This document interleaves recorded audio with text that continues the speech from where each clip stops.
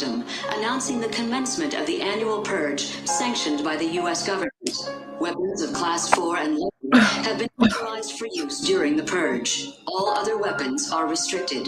Government officials of ranking 10 have been granted immunity from the purge and shall not be harmed. Commencing at the siren, any and all crime, including murder, will be legal for 12 continuous hours.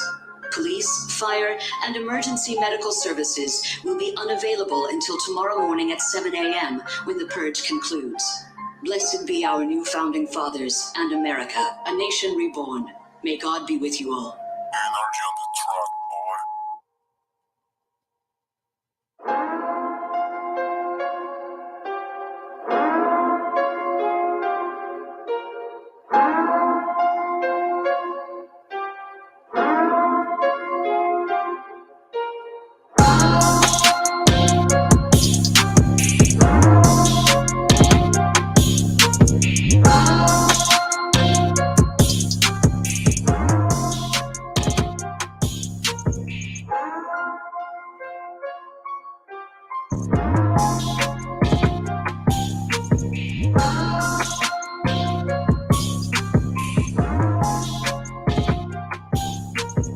This is not a test. This is your emergency broadcast system.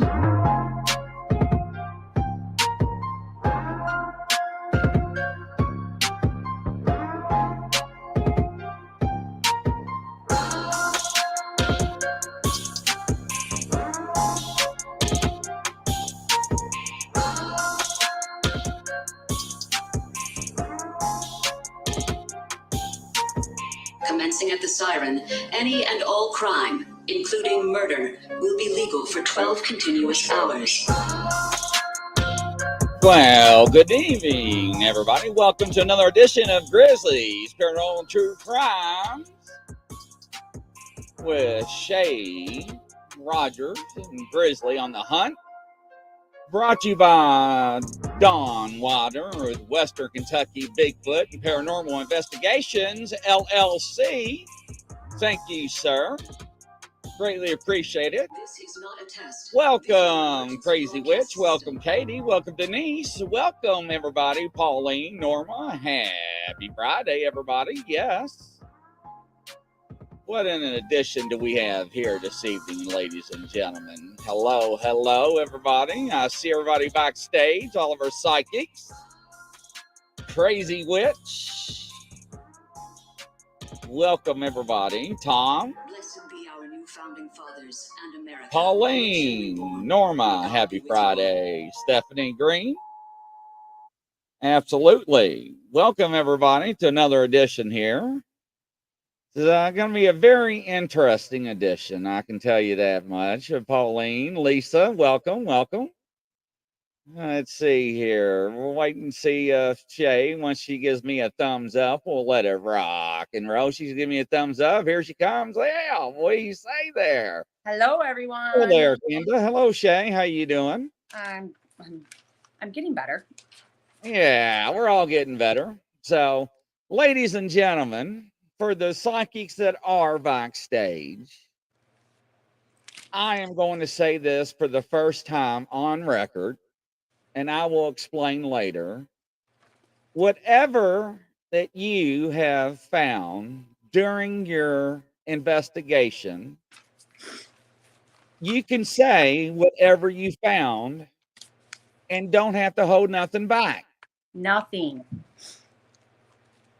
So that means good show for the viewers. Whatever that you found that you think is true, you can say it on the air. Yes, Grizzly said that. And I will explain at the end of the show why. And I'm surprised the FBI did not come to my front door today. The day's And not we'll over. leave it at that, ladies and gentlemen. The day's not over. So yes, Pauline. Hi, Brian. Hi, Lisa Escott. So welcome to the show. And we are working on a case that is familiar with the national news that's out of Michigan. And to start it off, I will present a video to bring some of you all up to speed here. let me click on a button and let me share a screen here. And let me make sure I share the audio this time, ladies and gentlemen. And let's see here. Which one do I want to share first? Do I want to share the one where I talked to the guy? Share the Let's one see. that you share the one first that you played last week, because that will come into play later. Well, let's share the one that, let's share this one first. Here we go, ladies and gentlemen. Let me blow this up. All right, here we go. Action.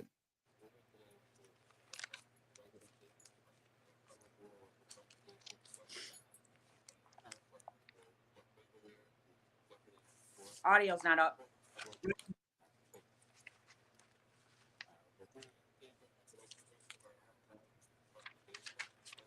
Can't hear the audio. Oh, maybe it's just fine. Never mind. No audio. It wasn't very loud.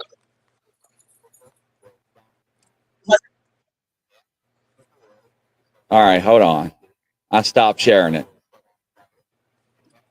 All right, hold on. Let me start this all over. I thought you said you couldn't hear it. Let me turn the volume all the way up here and make sure volume is up on max. Let me go back and hit this again. Let me share it, and I'll start it over just to make sure. Let me hit share audio, share, and let me rewind it just a little bit here. All right, here we go. The three agencies that I just mentioned are all involved in this investigation. The Kalamazoo County Sheriff's Office, along with these other two agencies, are currently investigating the missing Heather Kelly as a homicide case. In the investigation, Heather Kelly's vehicle was found on East Michigan at Sprinkle Road in December of 2022. The vehicle was set on fire, and evidence of blood was found inside the vehicle prior to our discovering the vehicle. Heather Kelly's clothing was found found in the area not too far from where the vehicle was found, and other evidence was collected, and DNA evidence is being processed right now. The investigation has determined a person of interest. That person will not be named at this time. We believe that Heather Kelly knew this person, and that records show that we have places them together before her disappearance, and places the two of them as acquaintances of some sort. We've utilized technology to track the victim and the suspect movements prior to her disappearance and any movements after her disappearance. We understand that there is a person of interest in custody, and that with limited cooperation from that person, we continue to investigate the entire situation as a homicide. Again, we won't mention the person of interest's name, and there's no other evidence that we can talk about at this time. Our investigation continues, and we're asking anybody with information to contact the Silent Observer at 343-2100, the Portage Department of Public Safety, or the Kalamazoo County Sheriff's Office. How come the person of interest isn't a suspect at this point?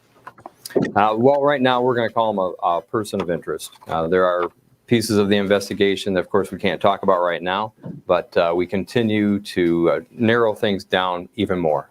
Is he in custody for other violent crimes? So the person of interest is in custody for other crimes. And then, do you know if there were any motives, like were they arguing? Like what kind of led up to this? So any motives or anything like that would be considered some of the evidence that we would have found by now that we would not be able to speak to. And what's kind of been impacting finding her body? Like what's been impacting the search? Well, you know, we've had multiple searches. We've looked in many areas. You've seen the helicopters. You've seen the teams out there. And, you know, we've looked in a lot of different places. And so right now, that's why we also ask for anybody that may have some information that wants to come forward now, this would be the time to do that. And what led to the FBI becoming involved in this case? Well, so we are partners in many different things. And so, you know, I'll just let you speak. Yeah, in these types of investigations, we're here to support our local partners. We can use any type of investigative means that we have at our disposal to them. When did you guys get involved? Sorry? Chris, when did the FBI get involved? Back, not too much longer after December. Yes. Right, when this, back right in about this time it happened. Do you guys talk about the general challenges you had maybe at the onset to develop information to get where we are today? Sure. Those challenges are pretty much present in any case where somebody's committed a crime and they don't want the law enforcement agencies to figure out what they've done.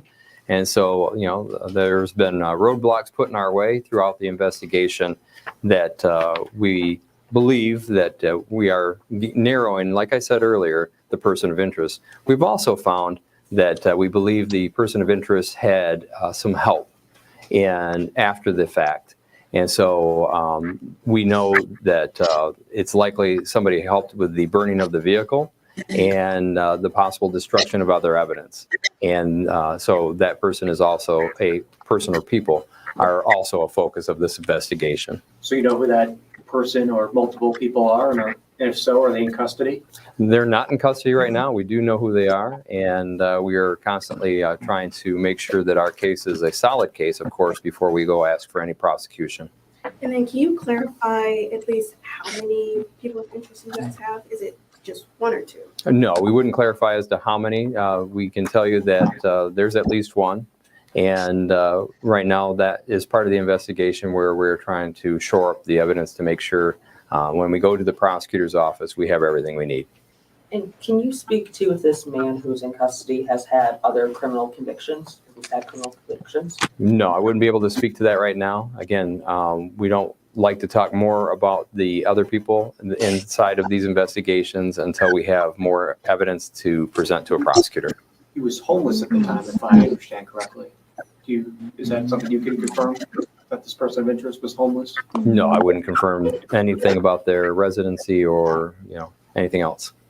Have you spoken to Heather's family recently? How are they handling this right now? So we do speak with the family. The detectives involved in this investigation are talking with the family on a regular basis. One of the things that the family has asked is that that people leave them alone, including the media.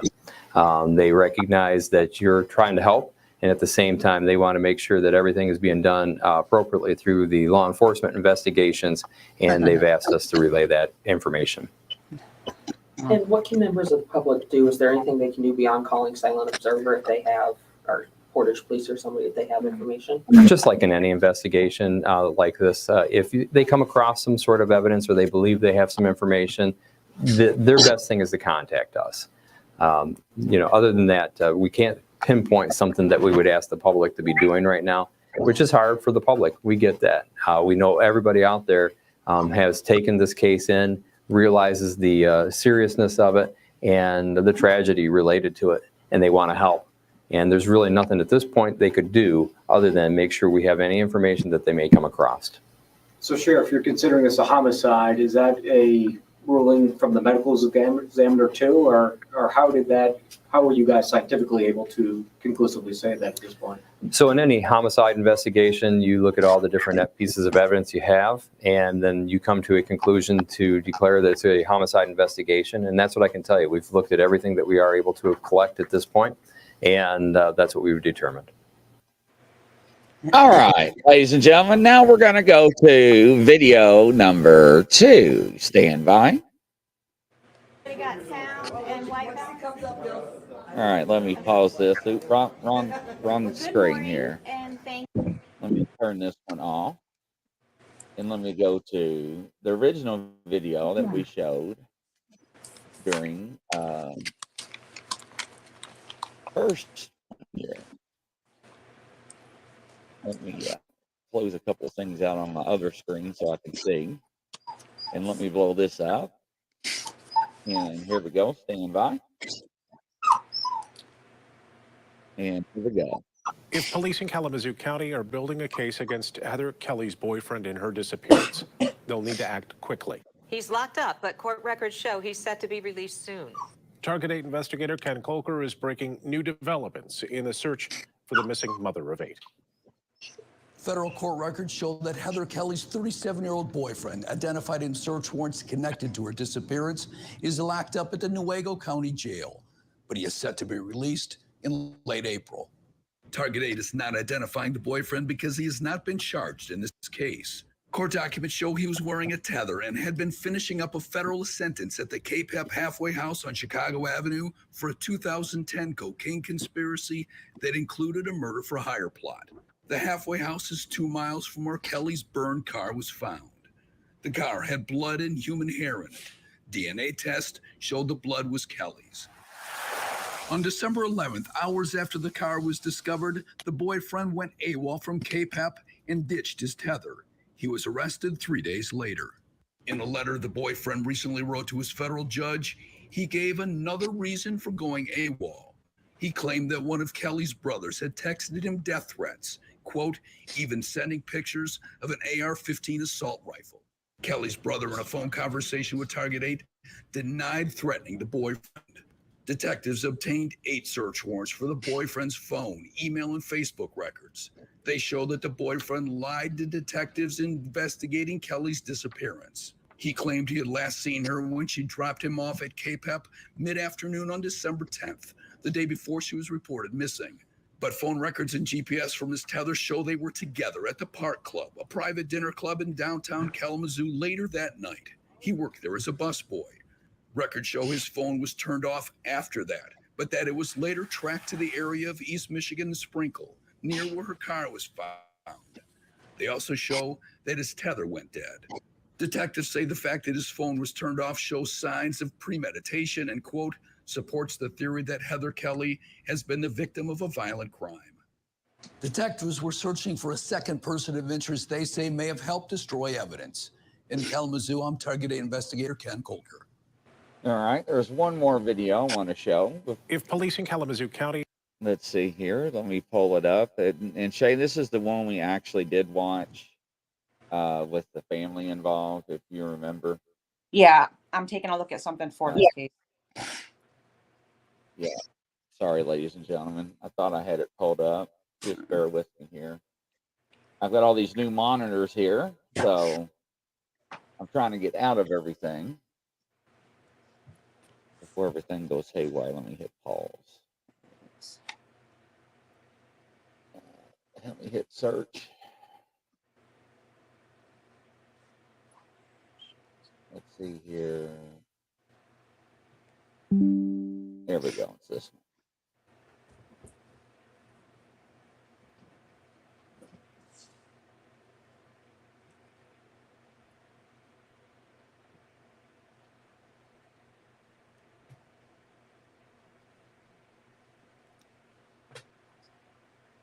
Right off the top tonight at 6 o'clock, their search for a today dive. Oh, did I hit a button? No. Search the area looking for a sign of Heather Kelly. Nothing was found. That search happened near where Kelly's car was. As investigators continue in their search, Kelly's 8 children are staying with relatives, struggling to not only protect them, but to clothe and feed them. Target 8 investigator Ken Cole in this. Has been caring for her 8 children, ages 5 to 17, since shortly after Christmas. They've given up hope that she'll be found alive. 5-year-old, a little girl, 7-year-old, a little boy, 8-year-old, a little girl, 10-year-old, a girl. Aunt Stacy Kelly rattles them off in order. A boy, 15-year-old, a girl, 16-year-old, a boy, 17-year-old, a boy. In addition to the 2 kids the couple already had. Rough isn't the word for it, man. It's hard. So, but I got them, so they're the only piece of where I have. Their mom, 35-year-old Heather Kelly, disappeared on December 10th after telling her kids she was headed to downtown Kalamazoo to pick up an acquaintance. Police said they found her car the next day, along with evidence of a violent crime. More than a half-dozen searches have turned up nothing. For now, the kids are staying with Uncle Todd and Aunt Stacy in the couple's 1,300-square-foot home, 3 bedrooms, 1 bath. We have lots of couches, and we, 1 kid on each end, and then the bigger ones lay on a mattress right now for now, and And we do got a bunk bed now. We're just making do, I guess. They live in farm country about an hour from Kalamazoo. They asked that we not say exactly where. We don't know what's going on exactly. We don't know we just don't know too much, and I don't want any dangers where we are. The goal is if their mother doesn't come back in the picture, that we just make sure that they stay with family, no matter what. Whether it's with me or somebody else, but they have to be with family. Going to a foster home shouldn't be an option. They've gotten some donations through a Facebook Marketplace post, a bunk bed, bags of clothes, but they need more. A neighbor has set up a GoFundMe page. Just need food and clothes and things like that, but anything would help. I mean, we're just going to do whatever we have to do, no matter what. I have to cook in bulk now, big bulk, but goulash and chili and just make big pots. That's another thing that we do need is bigger pots and pans, because I'm only used to cooking for 4 or 5 people. The youngest kids, they say, wonder what's taking mom so long to come home. They don't understand what's going on. They're young. All they think is their mom's going to come back home. So we're not telling them things they shouldn't know. As for her brother, he fears the worst. And she wouldn't be gone right now if it wasn't against her will. So you think something? I absolutely think she's not here anymore. But I'm her brother, so, you know what I mean? I don't even want to say that, but my sister when we were kids. So. Silent Observer is offering a $5,000 reward in the case. Anyone with information is asked to call the Kalamazoo County Sheriff's Department or Silent Observer. We also have a link to the GoFundMe page on our website at woodtv.com. In the newsroom, Ken Kolker, News 8. Okay, ladies and gentlemen. Now, while Shay gets ready to Mayor talk, Brandon Scott delivers let his me State of the City address tonight. pause this. I'll let Shay talk. While she talks, I'm going to bring up a flyer. Go ahead, Shay. I'm going to bring up a flyer. Go ahead. I'm looking up something real quick for this. Because I'm interested. So, ladies and gentlemen, there's a flyer that they posted where you can contact if you got information. So, if you got any information and you heard it, so I'm going to bring that flyer up. So, bear with me here. Let me go to Google. That's how I brought it up before.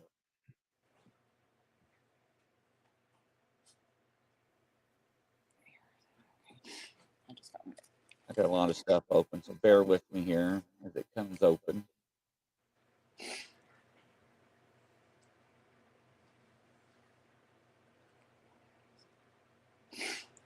I'm looking into that So father. the FBI is offering, there we go, right there. Bam. There it is.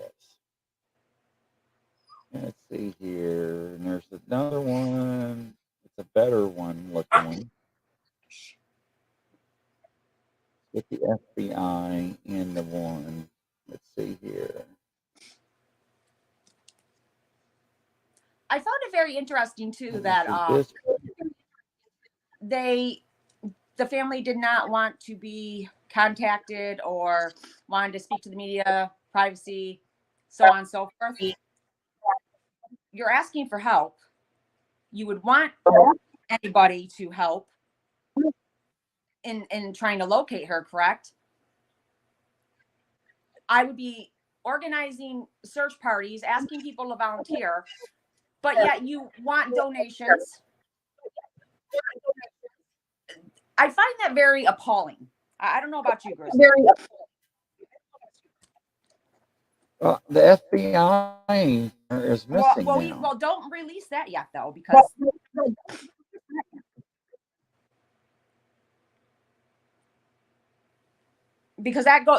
why I just made that comment is because we'll go when we talk about it at the end of the show.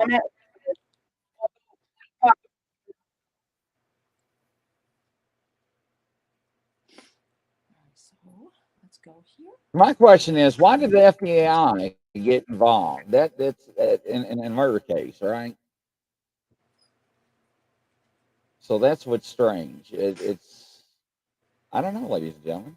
Well, Shay, you go ahead and take it over. For some reason, I cannot find the flyer now. That is like really strange. And for those of who are catching up, throughout the week, and me and Grizzly's talked, this case has taken an interesting term. And a lot of times we ask the psychics not to, review like certain things that will like pinpoint exact locations and everything else on the show if it's putting somebody else in harm's way. And then if it's going to put a very good chance of putting us in harm, some of the things won't be specifically on the show, and that's for safety purposes. And some of these cases, there is an extreme reason that we need, it's danger. So with that being said, this has taken a very, very interesting turn. And that's why we are saying for the psychics, it's going to be an interesting show for the viewers, because you guys are going to see what I said about certain things aren't released on other shows. We are saying no holds bars. Everything is going to be mentioned. Anything that do not hold anything out. And then at the end of the show, we will tell you what turn this has taken in the last week and why we asked the psychics to go ahead and say everything, and why I just made the comment about the interesting fact of what they're saying, to respect their privacy, not to be, they don't want to be reached out to. A lot of people that volunteer in these search parties, that do missing flyers, that work on missing group sites, as myself and as my other admin on 2 national missing sites, we don't get paid for this. This is out of the goodness of our heart. If one of my loved ones were missing, or a neighbor or a friend of a friend, I would want everybody to do everything possible to help us locate the missing person. But to specifically request that, but then at the same time ask for help, it now becomes a little bit strange. So, And then, ladies and gentlemen, what we do, okay, is we take cases, cold cases, current cases, whatnot, and we present them to the public, and we also plead for any assistance to help local law enforcement, FBI, whoever's involved. And we also go to people that have abilities and see if they can find out any information that can maybe help the case or the agencies involved. Now, we are not here to provide any false hopes, false promises, anything like that. We're not saying we're here to solve anything. We're not here to play Dick Tracy, saying we're going to solve this case, we're going to close it, Now, are psychics used in law enforcement cases? Absolutely.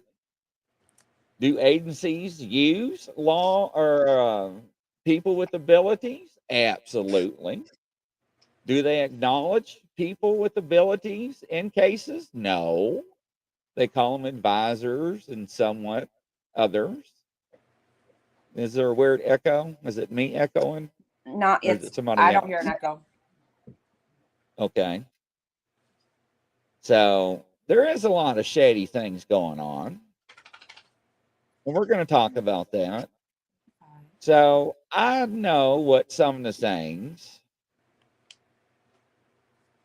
is on your end, Shay. So an echo. Yeah, you're echoing. So I know a few psychics reached out to me about some of the information they got. And they're legit. They've never been wrong with me. And I'll explain at the end of the show. And I told them, and I'm telling everybody, right, wrong, or indifferent, whatever you got, just release it. I don't know if you're right or wrong, but you're on the panel for a reason. So let's figure this out. So, with that being said, Mr. Derek Green, yes, Welcome to the show. Let me minimize that flyer there so I can bring you up on the screen. Let me stop sharing that. So, and it's not stop sharing here. Hold up here. Let me click another button here. You'll get there eventually, Chris. There we go. Welcome, mate. How Hello, you doing? Terry. Hello, Chris. I hope you're well. So how are you doing? I'm good, thank you. So explain to everybody. I love your shirt, man. Where'd you get that? Well, you know, I run my own paranormal team in the UK, so I'm wearing one of my team tops today. So yeah. I'm wearing a jumper. Well, that's awesome. Hello there. How you doing there? Welcome, welcome. So introduce your all selves and let everybody know who y'all are and what you all do. Right. So as you said, I'm Derek Green. I'm a psychic medium, paranormal investigator based in the UK. I've done the old cold case. I do mainly readings from objects, photographs, and face-to-face. Paranormal side, we go and investigate haunted locations, scary locations, and day-to-day paranormal things.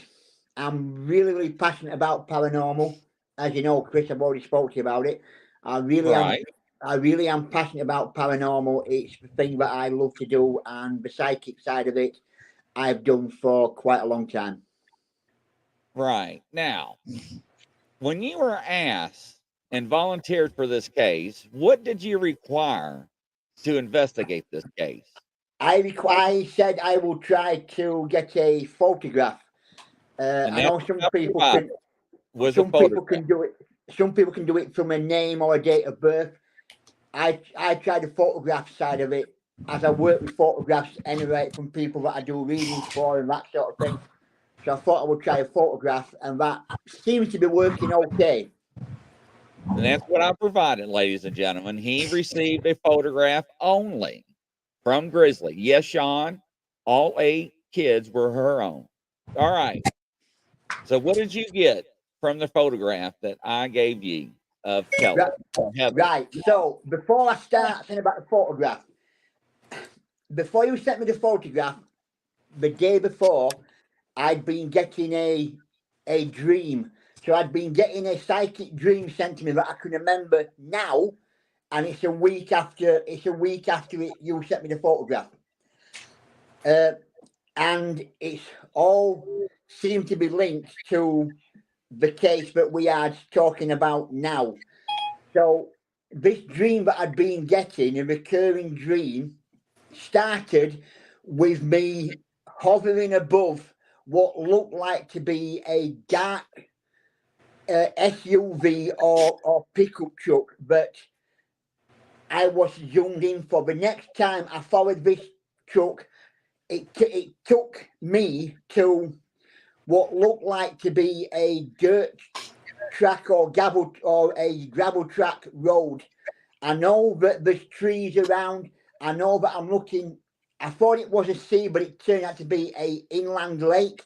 There's a big lake somewhere that I can see as I was above this car, as I was watching what was going off. Then I went back down again, and it was on the ground. And the ground that this body was in is not water, but it's a peaty or silty sort of area. So it's like it would have been sort of waterlogged, but not as a lake. So maybe a dried up lake bed or something of that nature. There's something about it's a bit soft ground. It's not hard. I also knew that she hadn't been missing that long. The dream was showing me that it was at the end of the year rather than beginning, because the trees were all sort of bare. There were no leaves, so it sort of said that it was the back end of the year. I did message you, Chris, and I did say to you that I felt that it hadn't been more than 6 months from where we are now. I didn't know when I was looking, but it's towards that winter time period. So it was November, December, January time, that sort of area. Okay. When there's no leaves on the trees, it was sort of that sort of a time. But I knew that was exactly what I was getting. At the time, I didn't know her name, but since I've been watching this, I know I did get a H name with her, but I didn't know what her name was. But you've already said that her name was Heather. Helen. But I didn't know what it was all intended for. I do feel there's more to this than meets the eye. I do feel that there's the person that helped her, that helped the person that killed her, is linked to this black or dark coloured SUV or pickup type vehicle. It's a high vehicle, but it's got a solid back. But it could be a pickup or it could be an SUV. Okay. And that took her down this track. I know there's trees around. I know there's a railway somewhere close by because I can hear trains going past every 25 minutes or so. So I can hear the trains. It's not close, but I can hear it. And when I sort of look around, I see this big body of water that is not that far from where she is. I would probably say maybe 5 or 10 miles away. I can see it in the distance. I can see this big body of water. That's what I got from the dream. Okay. Yeah? So that's what I was dreaming about. This is what the dream was telling me. This is what I was talking about. When I got the photograph from you, that dream stopped. Yeah? So I stopped dreaming about what I was seeing before I got the photograph. So that made me feel that the dream I was getting was linked to her going missing. Since that has happened, it did say boyfriend, but I keep wanting to talk about a ring. She keeps wanting me to mention a ring. She keeps pointing towards either an engagement ring or something that is missing that she's talking about. So whether or not she was due to get engaged or she'd been engaged at some point and it failed, but she's talking about an engagement ring. I keep wanting to go to my hand. Yeah? So I don't know if that's the case, if that's what she's talking about, things that happened to her. I do feel that there's more to it than meets the eye. I do feel that there's something down there. I don't know if it's drugs or it's money. There's something else that she's caught somebody else doing. Maybe it is a boyfriend, like it said, he's the one that's done it. But there's something more linked, either drugs or money. There's something more that is there that he's sort of involved with, and she found out, and she's either threatened to go to the authorities to tell people what's going off, and people that he works with is the ones that's come along and sorted it all out and moved it to the next place. Okay. Yeah? All that was very specific with the photograph. Everything was sort of making more and more links into what was going off regarding what I was dreaming about before I got the photograph for myself. Okay. I'm looking up because what he just said about the runway, the sediment, and you said like rocky, like there used to be, and then okay. Okay, so I'm reading that. Keep going, Grizzly, or Derek, if you like. Okay. So if you're done, Derek, if you're done, let me know, because I'm not going to say anything until everybody goes through their own. No, that's quite all right. It seems as though there's a lot of things that she sort of got to find out, and I don't know if she'd suffered a break-in before. She's talking about a break-in to me, like somebody had done something either to her car or to her home. It's like something had been taken or something had been stolen, like broken into. That was sort of a warning to sort of say that, watch out, we know where you are, we know we can get to you, sort of thing, keep your mouth shut or else. But she sort of found stuff out about somebody close to her, maybe it's your boyfriend, but she'd had to be sort of taken care of because she was going down that route to go to the authorities to tell people that what has been going off. Okay. Yeah. So I do feel that more. Can I ask you something? Yes. You said a big body of water, right? Yes. Okay, so you said like it's like a runoff, like it was sediments and stuff. What did you say about the big body of water? It was connected to the big body of water? Yeah. So what I first saw when I first had my dream and I first saw it, I thought I was looking at a sea or a coastline. But then when I sort of got my dream sort of sorted out, it's more of an inland waterway, an inland lake or something of that nature. Okay. Yeah, but it's not a small one. It's quite a big sort of lake where you would sort of go, boats would go around, you go down at summertime and you go and have a swim or you go fishing or you go on water sport. It's that sort of a lake. It's a big lake, but I've mistaken it for a sea when I first saw it, but when I looked more closely, it was inland, not coast. Okay. And then you said where the sediment and stuff, it's like a runoff, right? Yeah. Okay. It's sort of where she is. I know it's on like a gravel track because I could hear the gravel from the car as it was driving down. I also know that somewhere close to that there's a railway line, but it's not close to her, but it's sort of near enough so I can hear it. Okay. Yeah. Yeah, yeah, that's pretty on. Okay. That's what I was looking at. All right. So now, Derek, appreciate that. Stand by there, sir. And up next, Catherine Salaristad from Grace. And then here we go. Ladies and gentlemen, welcome to the show. Hey guys, good. How you doing? Oh, how right. are you? Good. It's what nearly 2 o'clock here, so it's all good. Yeah, that's all right. Hey, I got 2 hours sleep, so right. Yeah, so did I this afternoon, so I can be up for this. Okay, all I got was a photo from Grizzly, right? As soon as I looked at it, I got the name May, as in the month of May. I didn't get Heather, I didn't get Kelly, I got May. Well, that's her middle name. Oh, okay. But it is M-A-E. Grizzly did tell me that. Yep. M-A-E. Yep. Okay. Now, I've got them all in notes because I was writing them down, and I was sending them to Grizzly as well. So, I got in her late 30s. The reason why she doesn't smile is because she's a drug user. She does cocaine, heroin, so everything's rotten. So she sold her body for sex, for money as well. She should have had 13 children. Out of the 13 children, only the 8 are alive. The 5 were either an abortion or a miscarriage. That was what she was supposed to have 13 children. Most of the children are from different dads. Now, a lot of the children have got health and a few of them might have a few mental problems, right? And that's because she was taking drugs and using drugs while being pregnant. I felt that her photos of her children are on the dark web. Like there's explosion of her children on the dark web.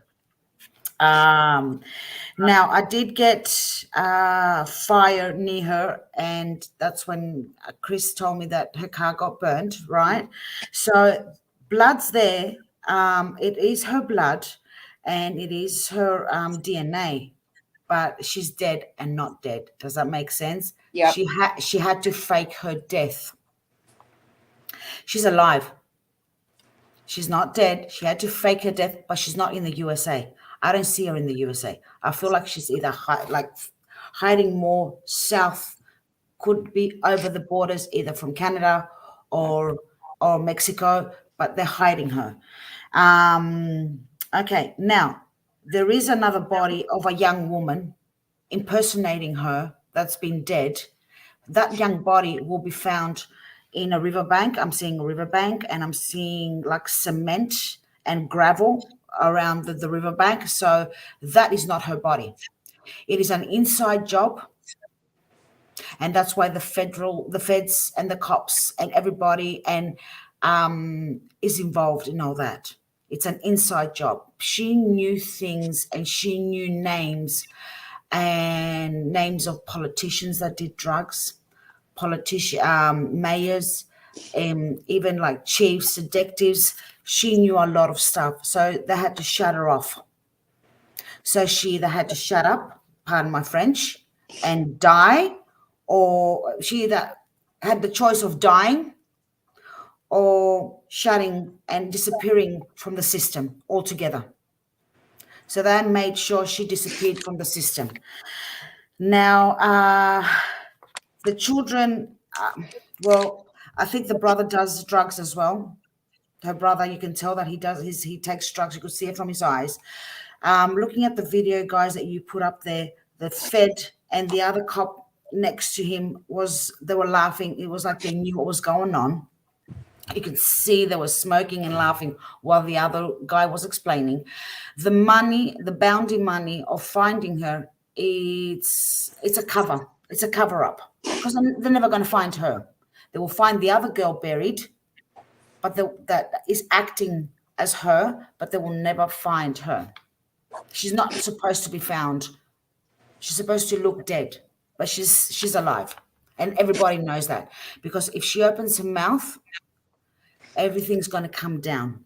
Now, another thing I'm feeling that she showed me last night. I have to shut my fan off. That's okay. Go ahead. Last night, she showed me this woman, but it looked like a drag queen. So I don't know if there's any drag queens around the area where she lives, or if it's a big thing, like a big show with drag queens there. But she showed me this drag queen with the name of Diane D, that it gets dressed very eccentric. So maybe the drag queens in that area know what's going on too.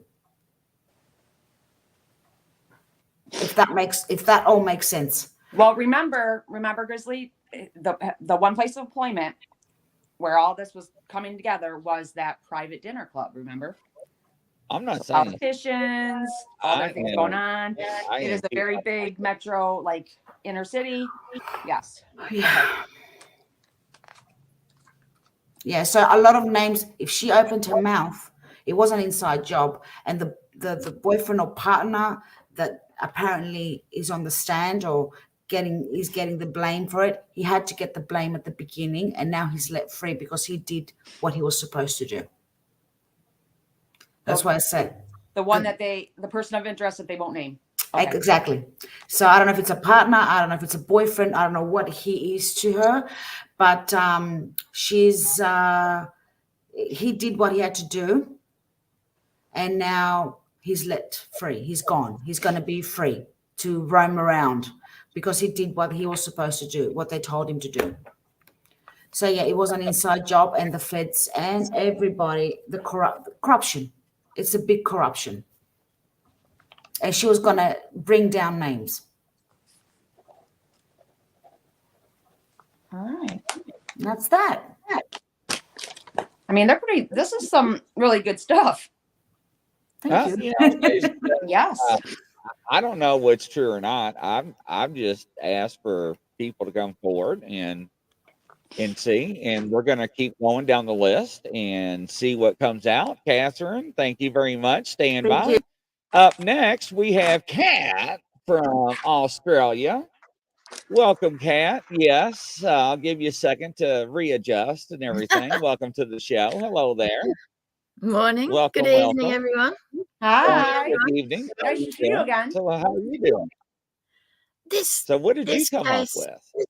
This case here has had me rattled on ethics, on people wanting to be found, on case interference, on trust. I don't have a lot of trust. In this situation, I trusted what was going on with one of the areas. Usually, I never trust. Straight up front, I'll be critical, I'll be sus, but in this situation, I trusted. And then I thought, maybe it's just when I was dousing, all my answers were back to front that day for 24 hours. Luckily, before I got onto I was watching your show. Just before I got onto there, I realized that all my answers were back to front. So I recalibrated everything, which was really good. But it put me on a non kind of a little bit of self-doubt, but I've never had a case where this trust has come in on me before, which put me into this big quandary, you know, whether I should say stuff or not say stuff. But after what you've said, Grizz and Shale, I'll say. Or you can ask me what you want and cut out anything you don't want me to. Let it rip. Let it rip. No holds barred, Stay. Let it rip. Yeah, let it rip. Let it rip. Right, get ready. Okay. I believe she is alive and well. I believe she's with her partner, the father of the children. I believe she's in protective custody. I believe the children are being used for this case. I think the guy that had the tracker on him was working with the feds or the undercovers, whatever you want to call them. I don't understand why the feds got involved instantly unless, you know, their backs were already up. You know, there's no body or anything, so there's no homicide as yet, you know, so why were they involved in the first place? I thought that was interesting. I've got she's trapped, but in the sense, not like a cage, but trapped as far as she can't really say anything. She can't leave the area. If she's got a new name, etc., then she's kind of trapped in that sense. But I think both she and the father of the children know exactly what's going on, and they're helping to crack this case.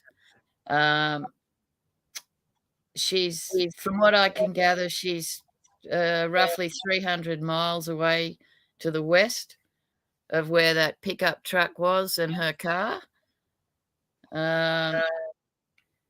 Does she know the trappers? Yes. Is the boyfriend involved? Yes. Linked to people looking after the kids? Yes. Boyfriend have help with the tracker? Yes. Did the roommate in, at that hostel? He helped. I've got. Is she under protection? Yes. Is she with the goodies? Yes. Is she with the feds? Yes. Did the other friend put the tracker on himself? And that covered the gap between the tracker being on and off? I've got yes. Telling the truth? No. Did the parole friend, the other guy in the hostel, turn it on and off? I've got yes. Was the evidence the blood and that Heather's? Yes. Is she alive now? Yes. I keep verifying each day if she's alive and well. The feds involved? Yes. Feds pickup truck, the red one? Yes. Heather knows about Wilhelm? Yes. Is the sheriff telling the truth? Yes.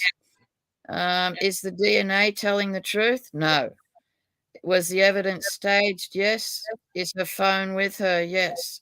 Father of kids involved? Yes. Father and feds together? Yes. Cousin involved in child trafficking? Yes. Kids being used? Yes. Is there some sort of big bust coming up? Yes. The connection with Kalamazoo, that event place that you were talking about, definite connection there. I've got money laundering.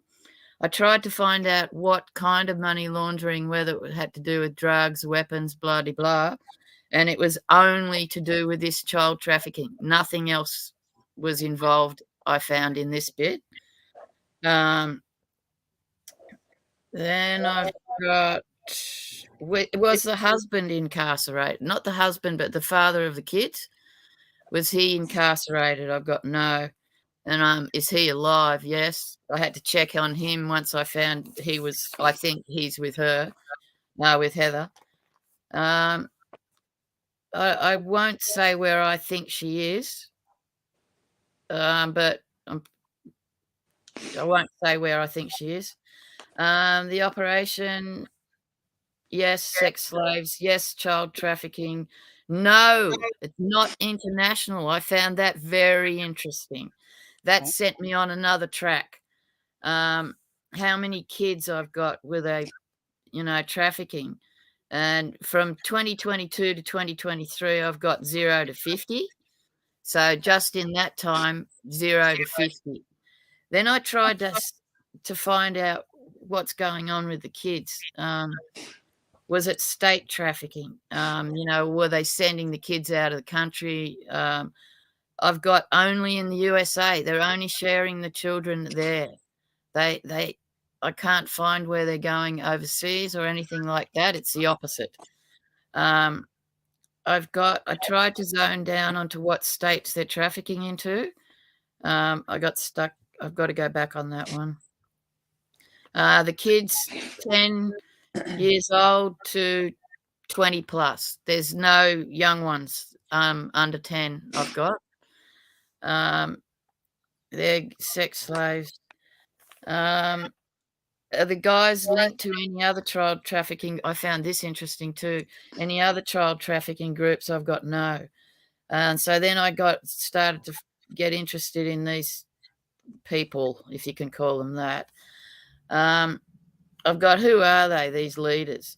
I tried to break it down into whether they were, like cartel or some adoption ring, or then I got their group of school friends. A group of what friends?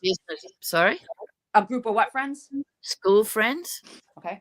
And business partners, which kind of makes sense if I'm on this track where they're only mucking around within America and they're only trafficking within there and they're not members of any other groups. I've got the child minders. These are the ones that have got the kids. I call the child minders. I've got, are they involved? Yes. Are they crims? Yes. Was the woman using? There was some footage there of one of the mother, or I think it was the mother. She had a dark blue dress or top on, and she sounded like she is absolutely off her face. So, beg your pardon? The sister-in-law? Might have been. They wouldn't show. She didn't want a face shown. Oh, the mom. Yeah. Yeah, that one. I've got she was using at the time of that interview. I could be wrong. Do they aid and abet these abductors? Yes. Are they aware of the laundering? Yes. Are they fully involved? Yes. Then I've got, do they work alone? Yes. Any affiliation with any religion or anything like that? This is where it gets interesting for me, because it says no, there's no religious groups, but it says there is an affiliation with religion. To me, this connects Grizzly to Goulash. You might put these 2 points together. Anyway, I'll keep going. Okay. Then I've been trying to find out where the kids come from. Are they any of the Mexican kids? Where are these little kids? Where are they coming from? Especially with this age group. I found it because I tried to find out if they were young ones, little ones, and they were in some sort of adoption ring or something. No, they weren't. And then, when the ages got up to 10 to 15, that started changing all my narrative, the dot joining. So then I had to go onto another path. So then I wanted to find out where were they coming from, and I got Europe. Then it took me ages to go through all the countries in Europe. And finally, my little shorty popped out. So I did zone in on a country where I think those kids are coming from. And when that lady said she was going to cook goulash, my back went up like a dinosaur's back, because that immediately fitted with what I was talking about before. I've got, was Heather working with the feds? Yes. So the children now safe? Yes. The father of the children working with the feds? Yes. Children being watched by the feds? Yes. Was the red pickup the feds? Yep. Was the evidence in the car staged? Yes. Was the friend, parole boy one, I call him, working with the feds. Yes, he's the one I call parole boy one, the one that took the tracker off. Has he done time? No. So I think that guy's just a straight out fed. I don't know if he's part of criminal activity or not. From what I can gather, he's just a plant. Because I kept asking, but has he done real time? Has he been in there for real purposes? And it comes up, no. I've got the feds. Sorry, feds, if you're watching this. I've said if the feds are bullshitting the media, are they bullshitting the media? Yes. Sorry, feds. Are they fully aware of Heather's location? Yes. Oh, this is about you guys. Go ahead. We said no holds barred. Yeah. Oh boy. Can't disappoint our viewers. Like this really put me in a quandary, because if they're right in the middle of this big thing that I might not be right about, then I don't want to muck anything up. But on the same side of things, they may not have as much information as we have. The viewers or them? The Fed. Well, We'll find out, won't we, Chris? Yeah. Like, sorry, feds, I don't mean to upset anyone. So I think it was Raven just asked a question, and I was wondering, is anybody picking up on a name or something, or some type of detail about the girl that is basically taking her spot? Like, that's no. Okay. I got nothing on that. Just that she's in protection. Okay. And she's with the father of all the kids. And the only reason they did it was because they found out via those people that are looking after the kids at the moment that all this business was going on.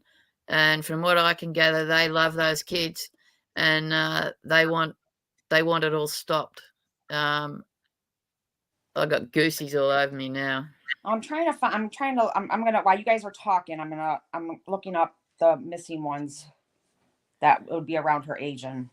But do you know what nationality these people are? The ones looking after those kids? They're white. It's her brother and his wife. Do they have any like European background? Serbian, Bosnian, Hungarian? I mean, they sounded dad. Like Michiganders. I don't know. That's like you guys are not right into goulash, I wouldn't imagine. That's sort of a Hungarian meal. Oh no. It's just cheap. Oh, so you call that like stew? Kind of. It's like just kind of like any type of noodles you have, and it's very like a spaghetti sauce, but you stretch and you kind of throw in extra stuff. Oh, okay. We like the Hungarians, they have proper goulash, they call that's where I think it originated from. I just found that right up as soon as she said that, I thought, wow, that's interesting. But then if you use that for just like we call them stews, where you just throw everything in, it's often done to make it stretch a little further. Yeah. It's just slang. That's all. All right, Cass, stand by. We're going to go to, yes, Lauren, you are up next. I'll get you a couple of seconds here. Thank you very much, Cass. Thanks for having me. Oh, absolutely. Stand backstage and you can hear everybody else chant. Here, she's already smiling, ladies and gentlemen. She's up. Hello there. Let me get rid of this. Welcome.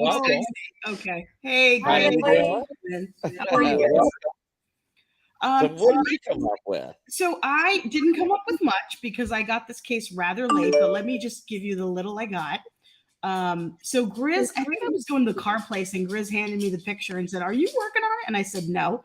He said, "Well, do you want it?" I said, "Sure. Why don't you show me the picture and I'll tell you what I'm getting?" Because I thought, let me do a hard and quick fast. Let's see if Lily gets anything.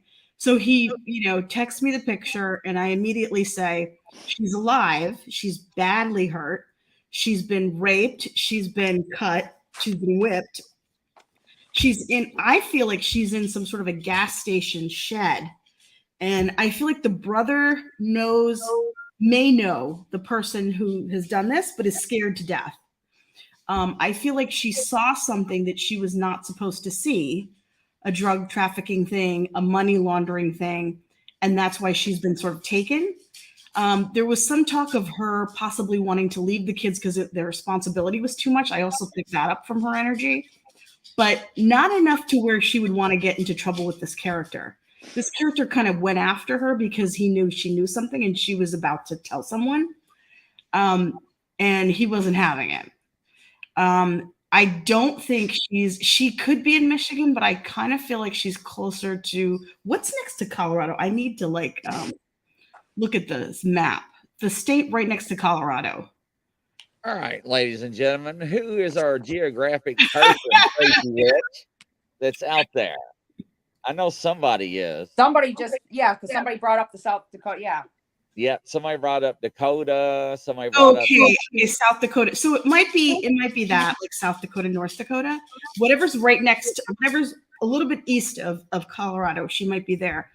But I feel like I didn't agree with what Kat had said. I thought Nebraska, Kansas, Wyoming. Oh, okay. So I see. Okay, so I'm getting Nebraska is what I'm getting. But what I'm getting is that she there's some problems here. The ring that I feel like Derek had picked up, she was pointing to I feel like the ring she was trying to get a message to him was about the perpetrator has a distinctive ring that she was trying to describe, but I don't know that came across because I picked up a silver ring too, but again, I couldn't get enough specific information. I do think this perpetrator has had a history before, but not much of one. So he's been very careful. He runs with a group of about 2 or 3 people. So people in the comments kept saying 2 guys and a woman. I think there were 2 guys. I don't see a woman. And that's all I got. That's still a lot. Yeah. And you say that she is alive. That's still a lot. Okay. Yeah. Wait to the end, and everything's gonna. Everything's gonna roll out. I need to explain the Lauren. Can I just explain the Lauren piece really quickly? Yeah, Okay. Absolutely. So my actual name was Swati, and Lily was the nickname I was given by my grandfather. So we changed it legally to Lily. As a child, I was used to write stories, and every story, my main character was named Lauren. I wanted my name to be Lauren. So when Melinda told us that her real birth name was Lauren, my jaw dropped because we're really close friends. I had no idea. So that's why I use Lauren for this. Because in all my short stories, Lauren did this, Lauren did that. My mother's like, would you shut up with the Lauren? And my sister's best friend's name is Lauren. Wow. So when she said that, I thought, no way. So yeah, that's why I called it Lauren. Wow. Hey. All right. Well, thank you very much. We'll put you backstage. Sure. And next up, Mr. Derek Slater. Come on up. Welcome to the show, sir. Welcome back. How are you doing? Can you hear me? Hi. Can you hear us, Derek? Oh, Derek, Yep. your mic is muted. Okay. There we go. Can you hear me? Yeah, I can hear you. So what did you pick up? What did you do? I picked up that she's alive, but she's basically on a bender right now.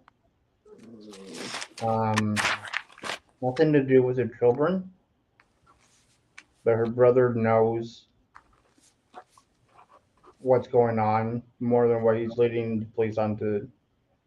More than what he's leading the police onto saying. That makes sense. Okay. As far as the burned vehicle goes, that's all somebody walking away. I didn't get any defined features. It wasn't the person that they have in custody. Okay. I want to say it was an African American, and somebody else. All right. But she is on a bender. She is well, as you can say. I'm seeing a lot of abuse going towards the children. Can Okay. you any type of abuse? Any specification? Just physical abuse, Okay. physical, anything that really just hurts them, really. The older children, they're trying to get out of there. Okay. She is worried about her younger ones, but the addiction has a hold of her.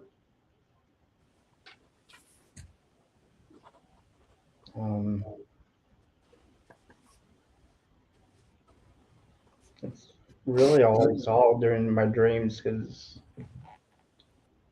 Do you have any? reading Do you know about it- maybe, like where she's at? Have you dreamed or jumped about any locations of or surroundings? north, North. it was quite a bit colder. Okay. Well, it's a little chilly here now. Yeah, it's colder here too. Keeps but going back yeah, and forth. Okay. it's, I want to say, like either the Dakotas or even possibly she went up into Canada. Oh, okay.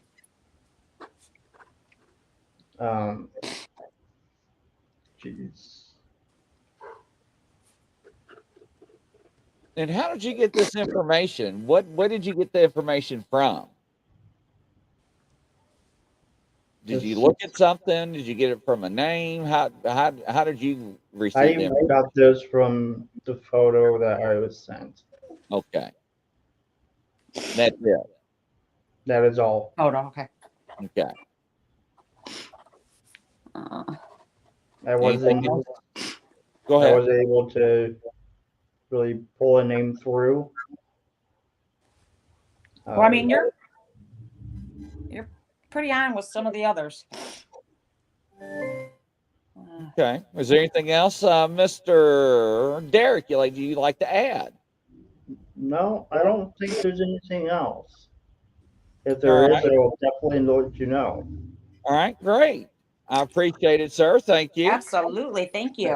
All Thank right. you. Next up will be Melinda Williams. Here she comes, ladies and gentlemen. Let's give her a warm welcome. Hello, Melinda. Welcome to the Hey show. there. Hi, Melinda. Hey there. How are you guys? Oh, wonderful. We're sitting on the edge of our seats here, unfortunately. Yeah. Well, I got totally different from anybody on here. That's fine. Hey, it is what it is, you know. I even got a map from Dowsing where I think her remains are. I do feel she is deceased. Okay. What I got, Grizzly sent me her first name and her photo. And I've got a page here that I want to tell you everything that I got. Absolutely. The first thing I got was the smell of something burning. That because I go into this and I use a lot of different modalities that I use to go in and start looking at a missing person. Then I felt like her vehicle was found, but at first I couldn't determine if it was a car or a truck, but then I was seeing a truck. I was shown that her boyfriend was connected to the disappearance in some way. I was showed the word sprinkle. Have no clue what that means, but I was showed the word sprinkle. Then I was shown a red car and then another vehicle, which I felt was like dark in color, possibly another truck or an SUV. So there's a total of 3 vehicles in that area. She showed me her cell phone, and then her words was check it, something to do with a cell phone. She showed me a heart necklace that she had on. Then she shows me her arm, and on the arm I seen a dream catcher tattoo and possibly a rose tattoo. She showed me the letters MI. So that there's where I stopped, and I was like, okay, is she showing me a state? So then I started looking on my map to see how many states, was MI. So I got 4 of them: Michigan, Minnesota, Mississippi, Missouri. So I take my map and my dowsing, and I start dowsing those 4 states. Michigan, I got a yes. So then that's where I started honing in on. Okay. She shows me a struggle inside of the truck. And it looks like to me there was a man, and she is showing me that she scratched him. She showed me his chest, that if they would look, there will be marks on a male's chest. I felt it was a boyfriend or an ex-boyfriend. I seen 3 people involved. I asked her if she had children, and she stated to me a team. So to me, a team would be anywhere from 6 to 8 children. Then she shows me her wrist, and then she points to the ankle. I felt like this was something important, but I was confused with it. She showed me a male. Then she showed me his ankle. Then she stated the word track. So then I started saying, okay, maybe he's being tracked for some reason. Didn't know. Okay. Then she shows me again. She goes back and shows me the struggle inside of the truck. She shows me she does jump out of the truck. The truck was not moving at the time she jumped out. But she shows me that there was some clothes. She had threw some clothes trying to get away from this person. Then the other 2 people came in. She showed, now this is where I asked her, where is she? Where is her remains? She shows me the letter K, and then she shows me a river or a lake. She shows me an M and an I again. So that told me again, Michigan. Then she shows me a church, and the next letter she shows me, and it's like it was on a sign, and it was KCK, and then the word kitchen. Wait, can you say that again? Sure. KCK, and then the word kitchen. She shows me the number 96, and then she immediately shows me railroad tracks. She shows me a dam and the word Morrow, MORROW, and the word lake. Then I see residence homes. I see the railroad tracks. She's like showing me the area. And then she shows me a green sign with a name on it, and it was Lawndale. But I couldn't tell if it's spelled LONDALE or LAWNDALE, but I know it was Lawndale. There was a gray building, the words liquor and tobacco, and the word outlet. Then she shows me 2 signs.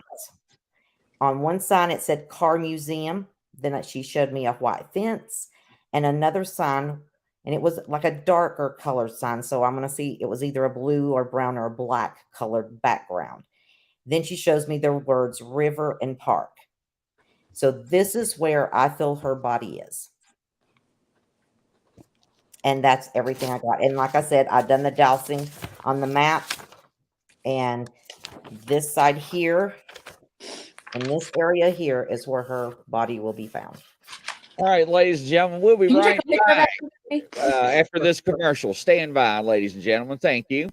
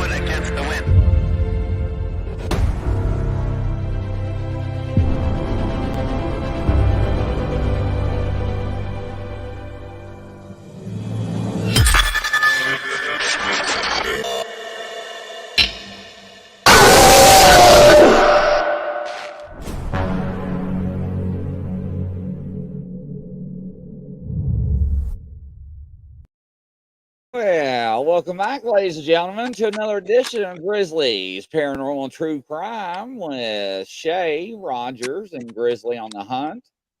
Brought to you by Don Weiner with Western Kentucky's Bigfoot and Paranormal Investigations, LLC. We're talking to Melinda Williams. She was telling us how she doused and got an area. Show us that map again, where you got kind of an area location where maybe there's a possibility. So That I is was very dousing interesting. the whole Uh-huh. area. Then I narrowed it down to this area.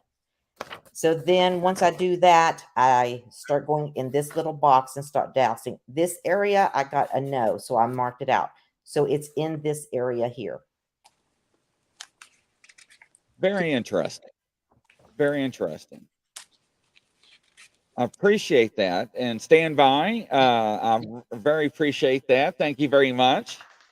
We're getting ready to unveil some more information. Next up, Reverend Dr. Paul. All right. Thank you for waiting, sir. Welcome to the show. How are you doing, sir? Hey, how you doing? Doing great, man. Thank you for your Hi. patience. How you doing? Pretty good, pretty good. Long time no see. Yeah, right. I've never seen you only on the little tiny picture, so. So, what did you do, and how did you get your information, and what did you get to get your information, sir? So I had asked you for a photograph, and Right. I started immediately started asking for a name before I asked you, and I started getting an H, and it was like a henna, and I'm like, okay, I need some confirmation. And then I got a block, and I was like, what's just give me the first name. And then you told me Heather, and then that's when I was like, oh, that was close. Right. Right. Yeah. Later that evening, then I started tapping into the energy, started reaching out. I'm not seeing a death. I wasn't picking that up the entire time, but what I was picking up was what she was feeling. Then and possibly currently now. I felt the loss of my hands. Extremely cold. It's then I saw that she was trying to handling her phone. She was like, just scared and trying to pick up her phone, and she couldn't pick up her phone because her hands were so cold. Kind of like just so cold you can't feel anything. Right. Very wet. Very wet outside. I wouldn't say snow. I didn't feel the snow or anything, but just really cold. Getting a lot of water too. I started seeing the symbolism of a skateboard. That was like the first thing that came into mind after that evening when I first got the picture. Not necessarily that she had a skateboard, but I'm seeing the symbol of a skateboard in the picture. Either she was with somebody with a skateboard, or knew somebody that was, around somebody that had a skateboard, a friend, somebody. Because that just showed up quite a bit. Let's see. Trying to remember. I know very little about the case. No, I you're didn't fine. do any studying. Right. No, right. No. Nobody knew nothing about the case, ladies and gentlemen. This Yeah. is all from just a picture or a name. So yes. Yeah. Trying to remember the but yeah, the skateboard was kind of unusual, because usually when I get something random like that, it's usually a symbol for something. That could also, to me, also not necessarily mean a skateboard, but meaning something that a piece of transportation that was the only way out. That very something simple, the only way out, so to speak. And I kept hearing too, even today, I kept hearing her voice saying why. She was yelling why. So whoever this was, she definitely knew and was doing business with. And something happened where she just was asking why and yelling why. Then I also got like a blow to the head. Like I started feeling like pain on the upper left temple. Um,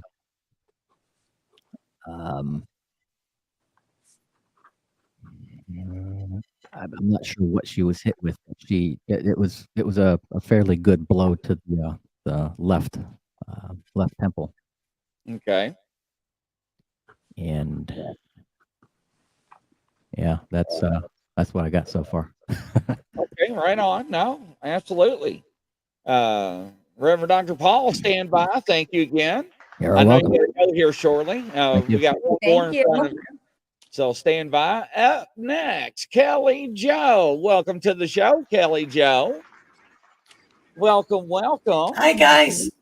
Long Kelly. time I'm no getting see. popped on and off, but I'll say it That's real all quick. right. Okay, I got All blow right. to the head, strangulation, an orange bucket from Home Depot. I got Gigi. I got BR as initials. A time crunch, a friend name like Lafayette, but it sounds different than that. I got Mark. She feels like she's dead. Somebody's nicknamed Tater. She's in a muck bog. 3 people are involved. 37 is the number I got. And I keep getting that she's a runner. She was like a drug runner for them.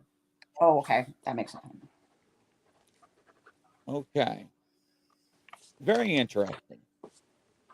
Now, that's what we have right this time. Now, ladies and gentlemen, when we go and we bring this information to everybody, to all the psychics that are on our panel, and we ask them for their information or assistance, we do not know what we're going to get. We do not know what they're going to have for us. We do not know what is the truth. We do not know what are the facts. We do not know. So, in the event, with some of the information that we have received, I felt necessary to reach out to the FBI yesterday because some of the information that we was receiving, I thought it was necessary to make contact to say, hey, we're doing a show on this case, and and we're getting some information that is kind of strange, and I think we ought to talk about this. Well, the FBI didn't go very well. And Well, should we like basically, hold up. Basically, I hung up on them. So I think we should tell them before we go in the FBI hold about up. how accurate they did. I'm gonna let you tell them the story. Now, I'm gonna bring up that flyer. I'm gonna present this flyer. Now, I went ahead and I contacted the information off this flyer that with this reward. Now, I don't care about the $20,000. Okay. I was more concerned about the information that we were getting because we were getting information that was similar with a lot of people with more than one person saying the same thing. So, out of courtesy, before the show, the day before, I'll call the local number right here 269-383-8748. Now, you have to blow it up. Now, ladies and gentlemen, all this is documented from my personal cell phone. And it is documented and recorded. Okay? So they can pull my cell phone records. The FBI did record me. They have my name. They traced my phone call. They have my information. They know I called. Okay, I'm not ignorant. I told them who I was. Yes, I did. I mean, they did not have me on the phone for 45 minutes for no reason. Now, I called that first number, and it did not work. So I dialed it again, and it did not work. So I called the second number listed on this flyer. And I called and got a hold of somebody at the sheriff's department. And I told them who I was, and I needed to speak to the chief of detectives. And the chief of detectives is over the detectives division, not the detective in charge of the case. Now, unfortunately, the chief of detectives was not in the office, allegedly. Now, I do not know that, nor can I confirm that. All right. However, I got disconnected. Interesting. All right, things happen. So I called back. Once again, I identified myself and told them why I am calling, reference this case, Heather May Kelly. And I needed to talk to somebody about this case. I'm concerned because I need to talk to somebody today because of what we're doing tomorrow, which is now. Because, you know, I don't want to do this if something's going to happen and we're going to blow something out of the water. If we have something, it's true or not true, I don't know. We're just trying to help, you know, and trying to get some information, maybe help somebody out, or I don't know. We never know how stuff's going to go. We don't have a crystal ball. I wish I did. So the lady told me, well, I have to have somebody to call you back. And I said, listen, I will give you all my information so you can run my 26, my 27, or no, my 27, 28, and 29. That means you can check my history, my background, and check to see if I have any warrants. Now that ought to tell you something about who's calling. She said, can they reach you at this number that you're calling from? Which is my personal cell phone number. And I said, yes. However, I will not answer the phone if they call from a non-published or a blocked number. It has to be seen on my phone or I will not answer the phone call. And she said, I understand. Within 6 minutes, I got a phone call. I'm not going to say who it was from, but it was from the department. And I said, look, I am so-and-so, and we are doing a show on this person tomorrow, and this is what we're getting from our psychics. No, you're wrong. Click.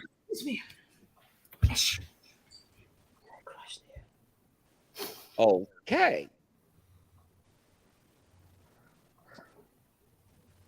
Now, ladies and gentlemen, I expected the FBI to be at my front door today. They did not show up. Now, ladies and gentlemen, the reason why I said for them to call me back from a number that was published is now I have documentation that shows that I have contacted the FBI directly. I have documentation that I contacted the sheriff's department not once, not twice, but 3 times. And they also called me back. So now I got telephone records. So in the event, for some mysterious reason, that anybody on this panel is right, and we or myself try to come forward with information just to say, hey, I don't know if anybody's right. I don't know what's going on, but this is awful weird that, hey, that people are saying, you know, something's not right. The FBI is involved for a reason. I don't know. You know, we're getting some important information here. Heads up. You know, I was expecting this. I would take the show, put it on the back burner, and go to the next one. That's what I was expected to hear. Don't touch it. I really did. Now, Shay. Okay, so with Run that through being the said, case. and I'm not taking it seriously, and because this is important that everybody knows how good these truly gifted people are. Because I'm gonna go by one. First of all, nothing was even mentioned about the tattoos on the last show. On her forearm, left forearm, she has a tattoo of a rose and a dream catcher. Go Mel. Well, somebody said that. Yeah, Melinda. She also wears a silver heart necklace. She does have a left thigh tattoo and a right ankle tattoo. Somebody was picking up the ankle. I'm gonna go through a highlighted about the location. So there's only one person that said that she was deceased. Okay, everybody's saying that she is alive. And the red pickup truck was the one that drove away, was seen driving away within seconds of her pickup truck ablaze. Okay. Her car, her vehicle. Her vehicle. Yeah, sorry. Okay. I said that last time. Let me go. Did somebody say the number 26? No. No. Okay. I said 37, I think. 37. And Shay, I said 96. Okay. Yeah, 96. All right. All right. Dream project pick. There's gravel road. Somebody, remember you guys were talking about, or Derek, it was you. And me. It was the sediment. The sediment. Remember? There is. So you got. Let me put it to you this way. There's a park. There's a Kalamazoo lake. Okay. Which also has a dam, and the Kalamazoo River dumps into Morrow Lake, Morrow. But off to the side is running. EPA is actually, which is chemical stuff. There's pieces there that has the sediment and it's contaminated. Okay, Derek, you said that right. There is a red line train track. It runs along Michigan. Hi guys. I'm sorry. Hey, we're just running through it. Hold on, Derek. What is that? That's Derek's blinker. That's all right. He's fine. I'm using his The red line train tracks. There are red line train tracks. And it does run along Michigan Road, where her car was also found on Michigan Road and Sprinkle Road, where there's an ABC supply company, and that is where her vehicle was found. The troll bridge is the dam, and there's a park right there. Some of you are picking up on the park. Tater, Mushroom, Dog Runner. I'm trying to go fast because I know we're going to be running out of time here. The water, we obviously got the water. Ladder, okay, water. The KZK kitchen, I think that was like in because she was, the boyfriend was, what was it, KPEP halfway house, and the private dinner club he worked at, and then he also worked at that Hummel, HUMMEL. That's a mechanic shop. And we did think at last show, me and Grizzly were talking, that we did feel that private dinner club was some type of cover-up place, like something illegal was going on there. A potential. I said we thought. I did not say it was. But somebody, it was actually Melinda. Melinda said that the sign. You said sign, river, park. It is a park, and it does start with R, but I don't know the exact name of it. You said the railroad tracks. Scratch. It is documented that the deep scratches on the alleged boyfriend's person of interest, his roommate told the police that there was deep scratches on his chest when he returned back to the halfway house. Somebody said clothes. They threw the clothes. There were clothes found, just a short distance from the from her vehicle. There's 8 kids. Dream Catch arm necklace. We don't know anything about the phone. We haven't heard anything about the phone. Like I said, the red pickup. I already told you guys that. Melinda, you said scene work, and then you saw the word sprinkle. Right. One of the places of employment for the person of interest is located on Sprinkle. Okay. Okay. Everybody was saying that the brother knows, or a couple people said that the brother knew more than what he was saying. I don't know how many brothers she has, but the brother was the first, or the video that Grizzly showed with the brother and his wife talking. They're the ones who are taking care of the 8 kids. Don't definitely features not person custody. Okay. Brother knows more, but scared. Somebody else said that. Now, there's a lot of people that suggested that there was corruption, that the feds were involved, and that the person of interest did what he was supposed to do, and they're going to let him go. And that's why I believe that possibly that's why his name was nowhere, anywhere. It has never been released. They've never said who named him at all. But GPS, he was on federal parole, and that's why he was staying at the halfway house. So with the feds being involved, the FBI, the federal parole, and now he's probably going to, kind of let out back door. Maybe that suggests that there's some type of play going on there.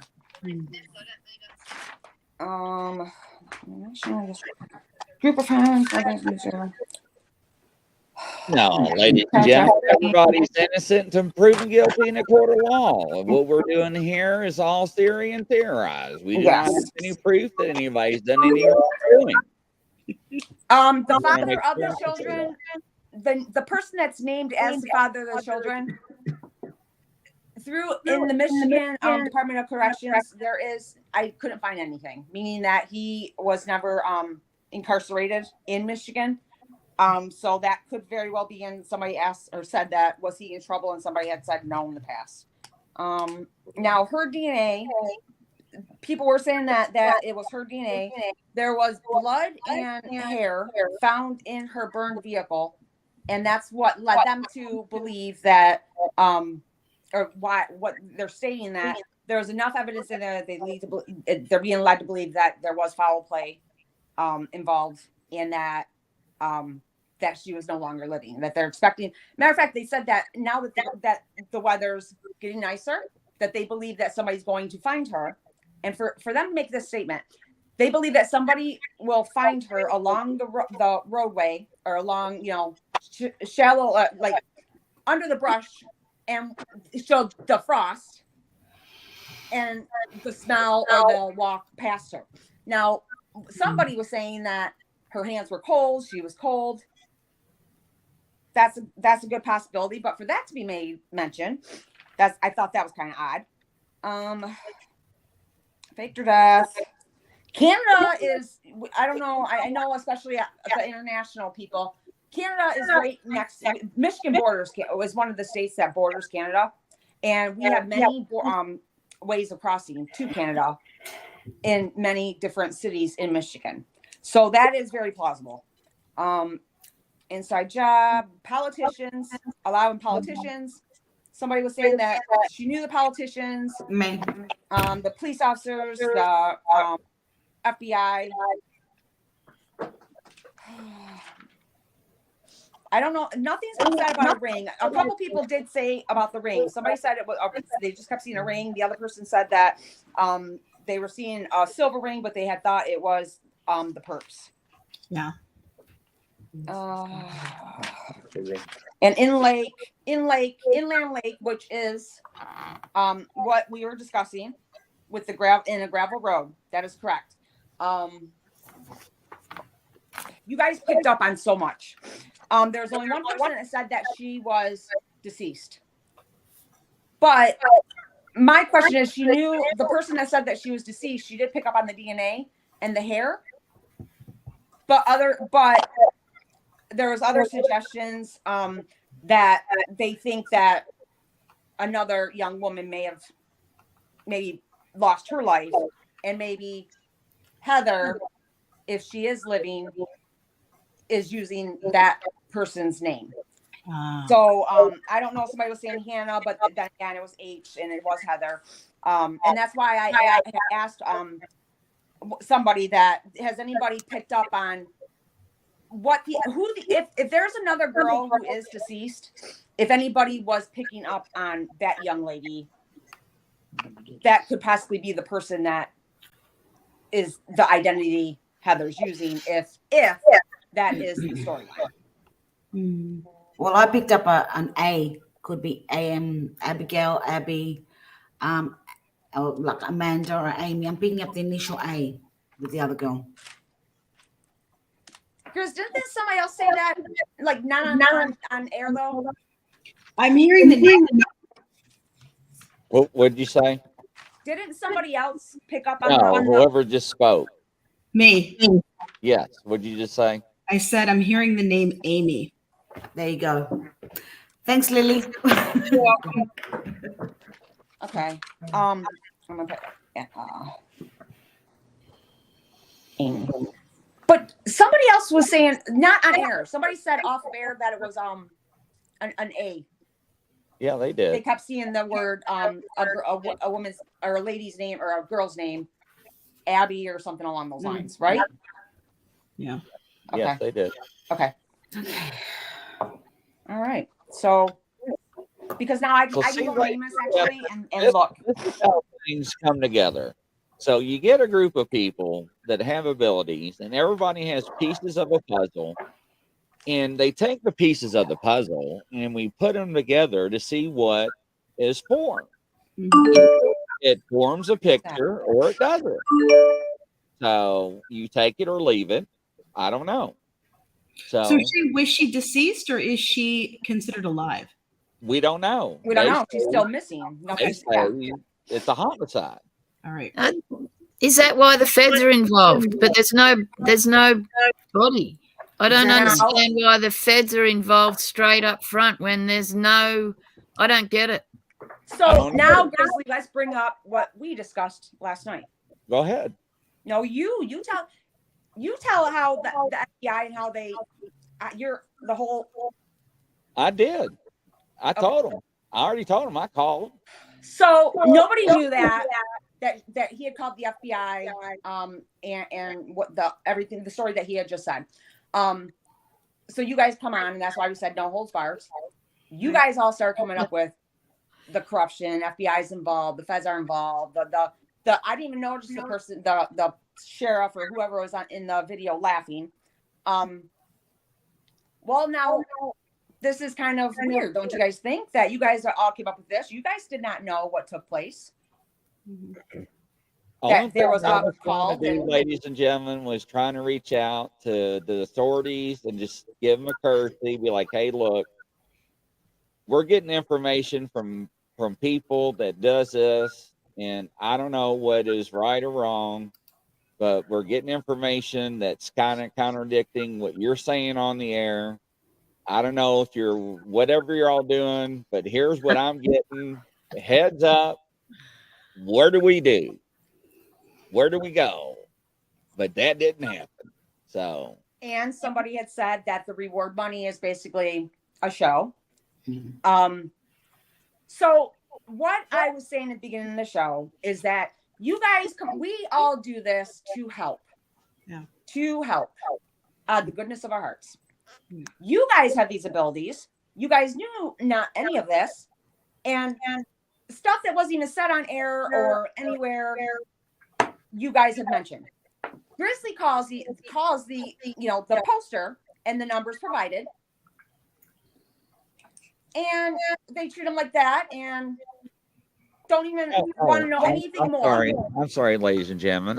I did have a witness on the phone with me when the detective would call me back and actually heard how I was treated in the tone. I forgot to mention that, by the way. Yes. Yes, he did tell me he was quite upset.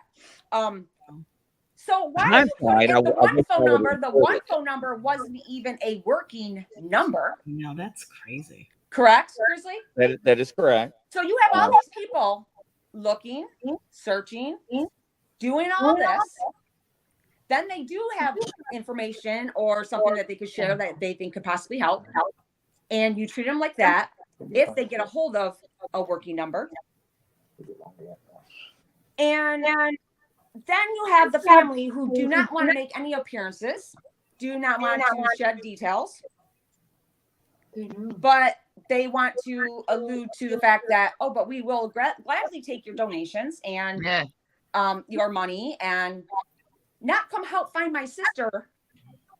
And why was he so specific in saying we don't want the kids divided? We don't want them to go to foster homes. Like, I don't know. But Do your they get any child support for looking after her children? Oh, they will. They So will. there you go. Extra money. That's my point of it is if this is the case, and I'm going to be very clear, if this is the case that everybody involved, and I don't care if it's an office, departments, or if it's the family, if this is if there's more to the story, and people are spending their time that they don't get back, and they're helping and giving donations or whatever the case may be, and it's all for nothing, or they know what's going on to cover up a different lifestyle and the foul play on their behalf. I am upset because I did a lot of work for 2 weeks on this case before it was even presented last show, and then more this week. And then you guys come on here and you share, and you guys are dead on. We could have been working on another person's case that needs our actual help. Yeah. Yeah. So here's what I told Shay last night. All right. So I've got documentation on phone records that there's beyond a reasonable doubt that I extended the olive branch. So if some reason something turns and I end up missing, you know what happened. Yes, all of you. And if I do, I absolutely do think you guys are amazing. Please come help and find me, okay? Definitely. I mean, it really upsets me. It really upsets me. And here are people getting paid to do jobs, and they're not abiding by the law, and a profit thing. It really upsets me, and I will voice that. Shame on them. We don't know what actually is going on. We do not know, ladies and gentlemen. I know we got a lot of emotions going on. We don't know the facts. Yeah, Chris is right. You're right, but I said if that is the case, right. I can voice my opinion. It's an opinion. Yes. But that's it's just really weird that we have all these different people, Dr. Paul, Derek, Catherine, Kat, Lauren, everybody. And don't forget Kelly. Yeah, right. Derek, everybody down there, Kelly Joe, Melinda. I mean, come on. I mean, that's why I wanted to call the FBI. That's why I wanted to call the sheriff's department. It's like, hey, man, just, hey, heads up. I'm glad you did. Like, that's the first time I've ever, in all of the cases, ever had this trust issue. I've never hit it with any other case but this one. So I'm really glad you did call them up, because it satisfies me in a lot of ways too. The same as with you, Shay. Yes, and like I told Grizzly, because he told them that I'm not interested in reward money. I have said that in other cases, like I'm not interested in reward money either. Me either. What I would say with reward money is yes, that reward money needs to be claimed, but you know what you can do? Take it and give to those kids. Yeah. But now, right? You know what I mean? Like Yeah.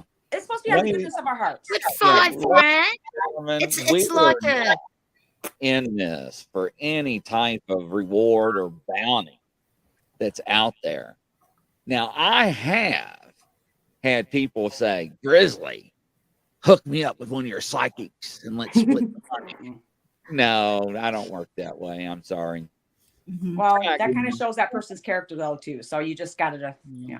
But Yes, the whole you're right. idea is to bring them home. You know, give That's the right. family peace, and that's the Closure. whole idea. And I will say too that, and even if this is a legit case, any family that wants to bring their loved one home, that I would be out there marching. She's right. Doing everything possible, not exactly saying I don't want to be contacted. I need my privacy and this and this and that. Okay, well, if you need your privacy, then you want us, everybody, to do the work with no important information, only what the little bit that they're releasing. I don't get that. Yeah. And if we did want to send a bunk bed, where are we going to send it? Yeah. Wrong phone number. I mean, that is pathetic. Absolutely pathetic. Well, I'm going to say as well, guys, but I think the family knows where she is or know where she is or something like that because they are using the money for this GoFundMe page. Yeah, it could be. But the thing though is we can say this, and we can tell the world that's watching and it's going to replay this, and the law enforcement that's watching this, and the agencies that are going to watch this, and the news media, Fox News, CNN, whoever, we did our role, we did our part, and that's the only thing we can say. And it's all hypothetical. And we That's did it. try. So after this show, we're not going to move we're not moving forward anymore with this case. Okay. No.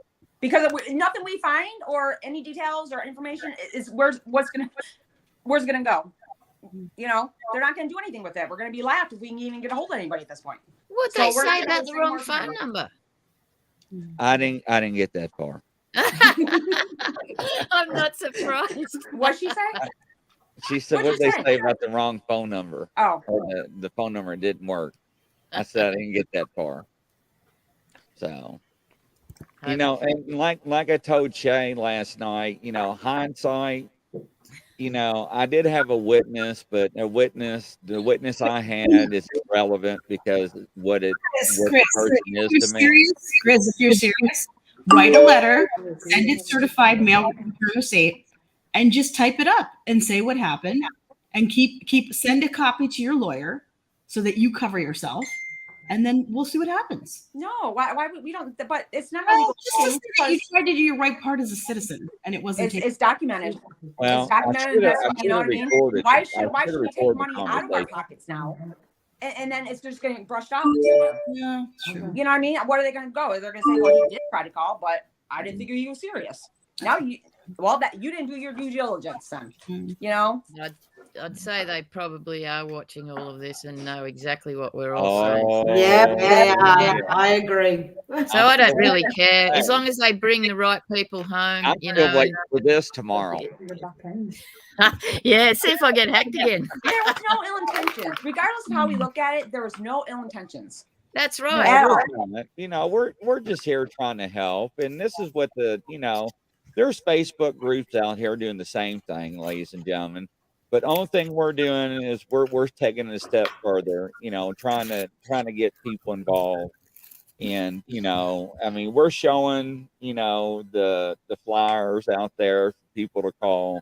We're showing the news broadcast, you know, other people are not, you know, we're just bringing things home and try to help. That's all. And I greatly appreciate, and I applaud everybody. I really do. I do too. And that's why I wanted to give details so our viewers and also they know how amazing they are. Yeah, y'all just, you know, perfect, man. It's been great, and it's always an honor to have y'all. Thank you, Brian. It's an honor to be able to bring people home, you know, Thank and you. to help ease the pain of loved ones. It's like, you know, there's no words to say how gifted and honored, you know, to have these gifts to be able to bring goodness. Right? Yes. I'm very thankful to you guys. Well, we're thankful to have you all to Most have definitely. the time to even spend. Everybody's such have his busy schedules. I mean, you all could say no, Absolutely. at any time. So, but we've We'll all greatly- have to like do like a meet and greet somewhere, save up our miles and have like a weekend or a week vacation or something. It's gonna be hard for that for I'm us gonna have at to get UK. my car inspected first. That way they don't have to like do the whole time zone thing. Eastern. Yeah, I don't right. reckon you guys would let UK, me in. mountain. Yeah, that was fun. That was fun. Well, I do hear Greece is beautiful at summertime, so Yeah, right. yeah. Well, So ladies you're- and gentlemen, I appreciate everybody. Thank you again for helping out. I really do. I wish everybody a good night, and thanks for everybody watching the show. From Shay and myself, from Grizzly's Paranormal True Crimes. See you guys Y'all have next a week. great Night, night. guys. Night. Bye. Bye. Bye.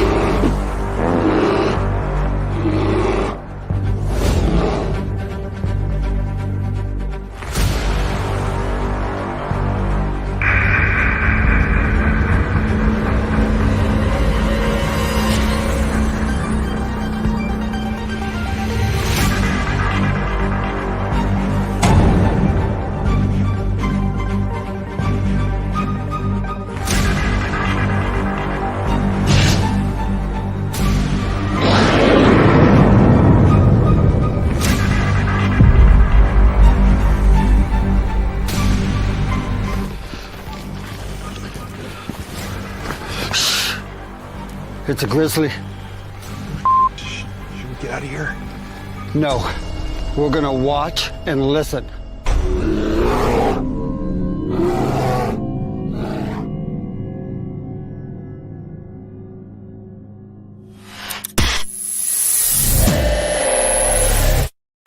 Action.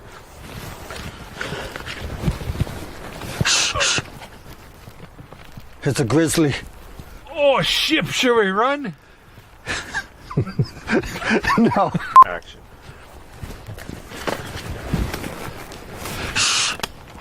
It's a grizzly. Oh, should we run? Okay.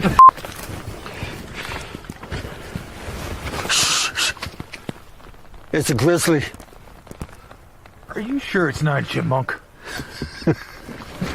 Action.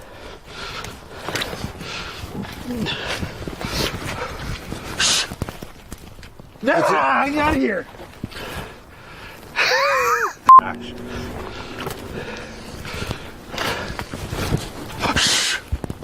It's a grizzly. I'm out of here. Huh. Maybe it is a chipmunk.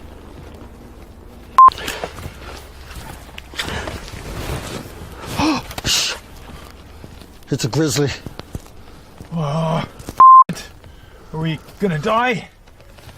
I don't know. We're just gonna sit here and listen and watch. Let's get out of here, maybe.